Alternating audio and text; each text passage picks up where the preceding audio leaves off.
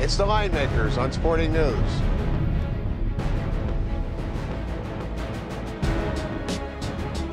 Hi folks, time for another edition of the History of Sports Betting, and we turn to the legend, Mr. Jimmy Vaccaro, the Director of Public Relations for William Hill North America. And Jimmy, here we sit at the South Point, lo, these many years later. We got the fun started back east.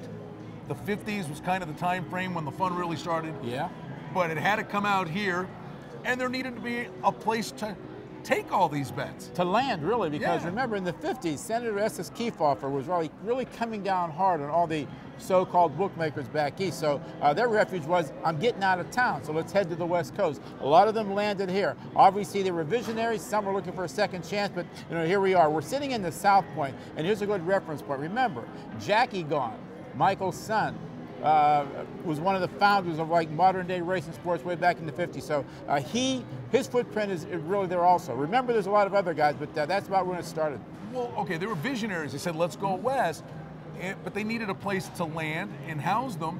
So they had to approach the operators, and they said, okay, we'll get in bed with you here with one caveat. Yeah, the caveat was the big guy and the little guy. If you just wanted to come west and book racing sports, the hotel guys, remember at that time, we were becoming a resort destination. The Riviera was open, the Dunes was open, but they didn't have racing sports in for two reasons. First of all, they thought it was like, couldn't make enough money for their time and action. So when they went to the little guy, they said simply, very simply, we won't come into your territory. Do not try to bring racing sports into our territory, and we'll let you go. Plus, there was a 10% excise tax that was imposed by the federal government. So these are the two things that, in a sense, got everything rolling. And we're going way back, but even to this day and age, Kenny White's always talked about the fact the most underpaid people in this industry are sportsbook directors because they make decisions on events that, in essence, is the only thing that a casino can lose at. You're exactly right, and obviously Kenny was right on the money. And go back to his father, who was one of the people who was out here way back when.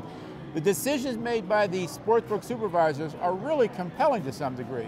If you play Baccarat, if you play 21, the dealer has instructions on what to do. In other words, he's programmed. He doesn't hit over 17. He hits it. He waits till he got hit at 16. Like that, but with the sports. Here's a guy making a decision whether to take a $100,000 bet or not. So quite a different dynamic, but the casino still ruled in those days. And a week after the Breeders' Cup, don't forget they're called racing sports books for a very good reason. But it's funny, when it really first started, Jimmy, all these joints that got it rolling, they were all named with kind of a horse racing theme, weren't they? Do you say Santa Anita? That's one. Do you say Del Mar? Keep going, bud. How about the Rose Bowl that was intertwined with all of them? How about Harry Gordon Churchill Downs? Ring another bell, young man? There you go. Yeah, it was a time where it got started. And the names still resonate 50 years later. That's how strong these guys were, and that's how important they were to the racing sports industry.